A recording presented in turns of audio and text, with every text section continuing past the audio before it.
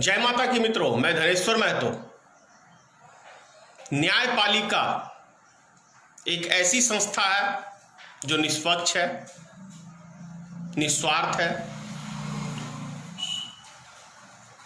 पृथ्वी पे मनुष्य यदि किसी के ऊपर विश्वास करता है तो भगवान के बाद न्यायपालिका के ऊपर विश्वास करके चलता है। लेकिन जब न्यायपालिका ही विश्वासघात करने का काम करे तो फिर आम आदमी किस पे विश्वास करे। आप सबको याद होगा कि जब भारतीय जनता पार्टी की सरकार बनी थी तो सुप्रीम कोर्ट के 4 जजों ने प्रेस कॉन्फ्रेंस करके यह कहा था कि न्यायपालिका अब संविधान खतरे के अंदर है। शायद भारत के इतिहास में पहली बार सुप्रीम कोर्ट के जज मीडिया के बीच आए थे। वो पहला एक वाकया था। लेकिन उसके बाद जैसा न्यायपालिका में हम लोग को देखने को मिल रहा है कि न्यायपालिका का रोल कैसा है। अगर न्यायपालिका में ऐसा नहीं है कि सारे जज सरकार की साथ सांठगांठ किए हुए, नहीं, ऐसा नहीं है। लेकिन जो अच्छे जज हैं, जो सरकार के इशारे पे काम नहीं करते हैं, वो अपनी ईमानदारी से काम करना चाहते हैं, तो वैसे जजों को रातारात ट्रांसफर कर दिया जाता है। ये हमने दिल्ली के दंगे के बाद देखने को हमें मिला।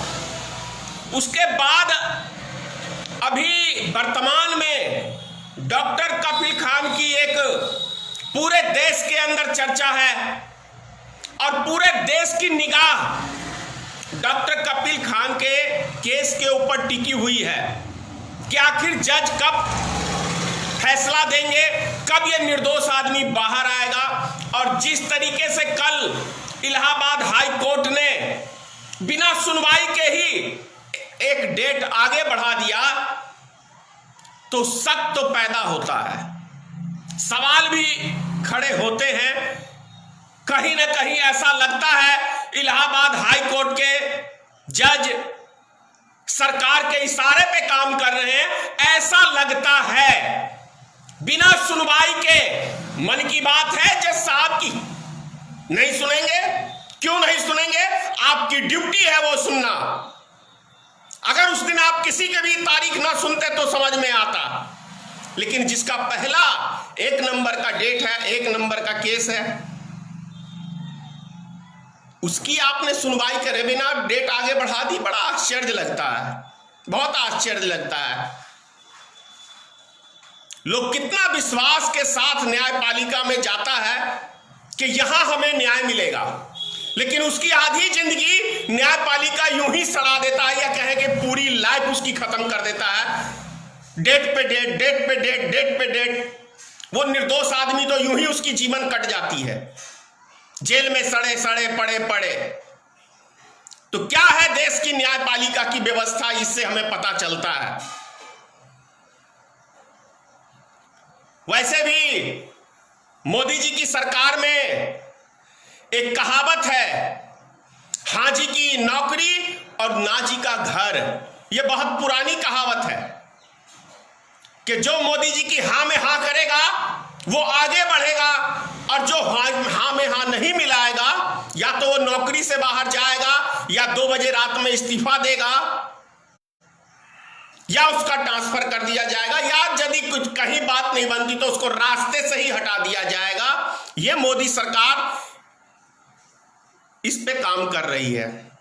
जैसा प्रमाण दे रहा हूं, मैं बिना प्रमाण के नहीं बोलता हूं। आप सबको याद होगा आरबीआई के पूर्व गवर्नर, आपको दिखा रहा हूं मैं,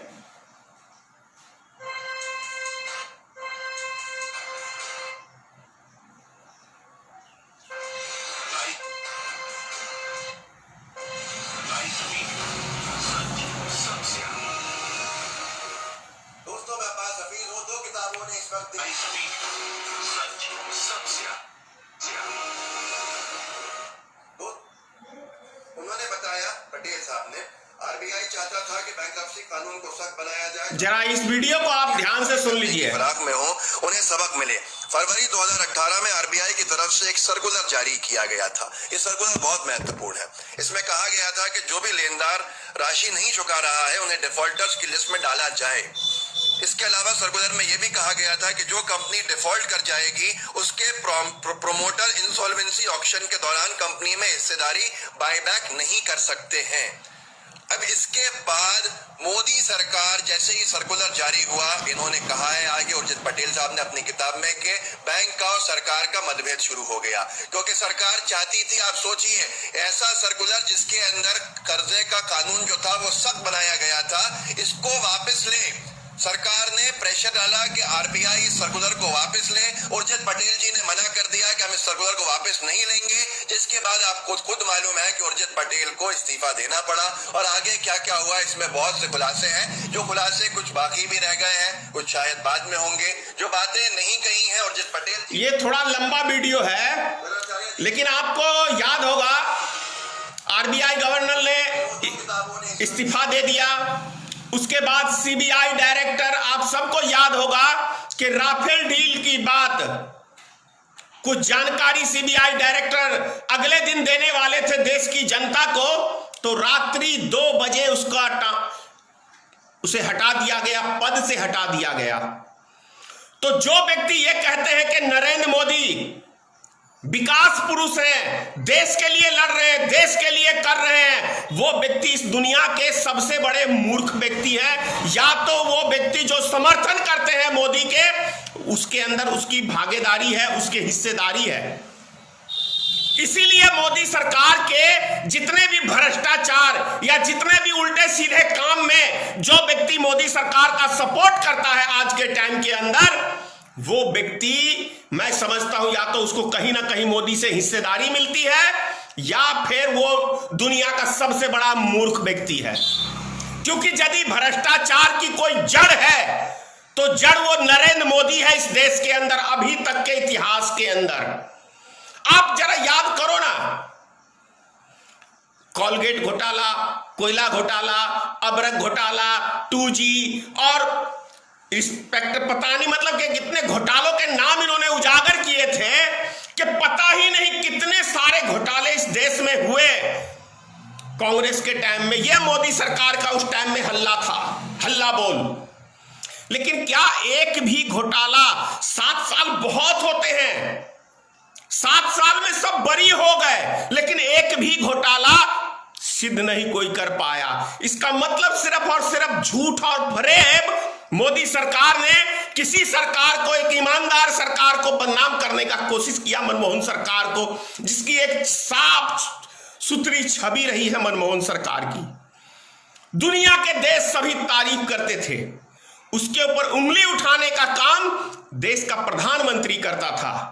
और आज जो भी मोदी सरकार जो उल्टे सीधे काम करती है, और जो अफसर या जो नेता इनके खिलाफ बोलते हैं वो हट जाते हैं, जो जज इनके खिलाफ बोलता है वो हट जाता है, तो कहां है देश के अंदर कानून व्यवस्था का राज? कहीं से लगता है आपको? और कल आपको मैंने एक वीडियो लोड किया था, उसके अंदर स्पष्ट एक संत कह रहा है राम जन्मभूमि के विषय में। हकीकत है कि भादों के अंदर हर एक व्यक्ति, हम जानते हैं कि भादों के अंदर कोई भी शुभ काम नहीं होता है। तो 5 तारीख को, तो ये 3 तारीख के बाद 4 तारीख को तो भादों लग जाएगा। भादों में तो कोई काम होता ही नहीं है, तो फिर राम जन्मभूमि का भूमि पूजन कैसे हो सकता है? ये समझने की जरूरत है। हम नहीं समझेंगे तो। और एक चीज और मोहन भागवत साहब कह रहे हैं कि कोरोना वायरस राम जन्मभूमि के पूजन होने के बाद समाप्त हो जाएगा। तो क्या ये नहीं लगता कि आपको दुनिया का सबसे बड़ा मूर्ख यदि कोई है तो भारतीय जनता पार्टी के लोग हैं, और यदि कोई है तो आरएसएस के लोग हैं। ये सिर्फ अंधविश्वास और झूठी अफवाहों पे ये देश चलाना चाहते हैं। कितने दिन ऐसे ये झूठी अफवाहों पे देश चल जाएगा भाई? कितने दिन चलेगा ये देश झूठी अफवाहों के ऊपर? आप सोचिए, ये समझना पड़ेगा हमें।